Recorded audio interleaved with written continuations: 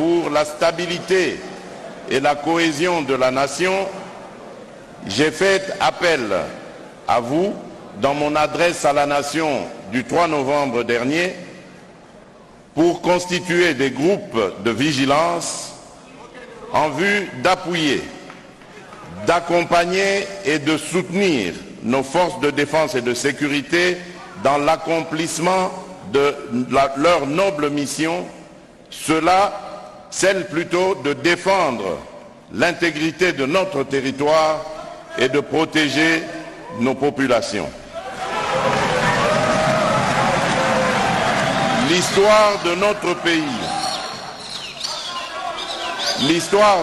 pays, comme celle de l'humanité et de la vie des nations, nous renseigne qu'aucun pays ne peut être déstabilisé lorsque sa jeunesse est vaillante, dynamique, alerte et proactive.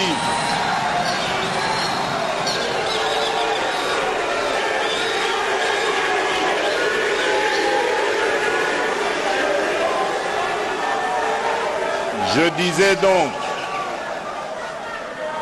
que l'histoire de notre pays, comme celle de l'humanité et de la vie des nations, nous renseigne qu'aucun pays ne peut être déstabilisé lorsque sa jeunesse est vaillante, dynamique, alerte et proactive par rapport aux événements qu'elle perçoit comme des défis majeurs liés à son existence et à celle de la nation à laquelle elle s'identifie.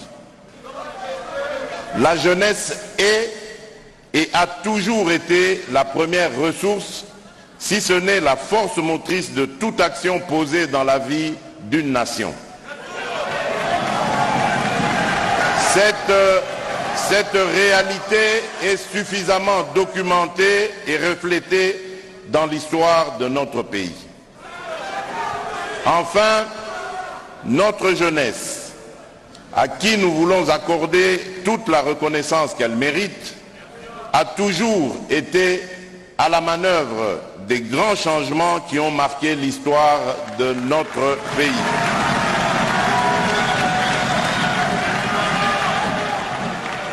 De la lutte contre la colonisation à la dérive dictatoriale post-coloniale ou à la deuxième guerre d'agression menée par le RCD Goma en 1998, notre jeunesse a toujours su défendre au prix de grands sacrifices les idéaux de liberté, d'égalité des nations, ainsi que notre quête pour plus de démocratie.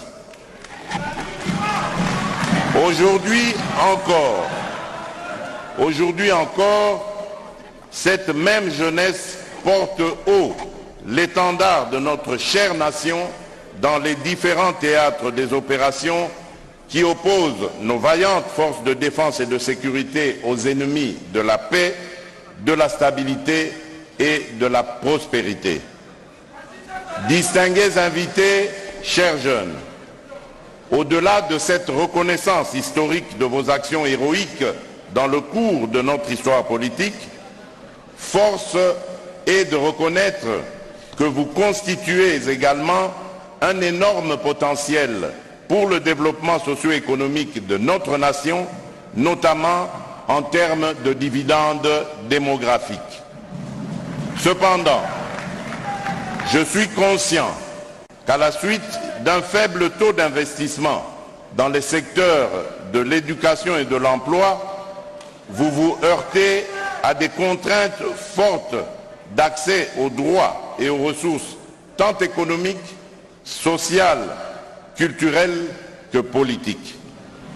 Depuis des décennies, des engagements politiques volontaristes ont été pris à votre encontre, mais ceux-ci demeurent insuffisants. La question de votre avenir et de l'ambition qu'on y accorde reste toujours posée. Vous êtes des acteurs du changement.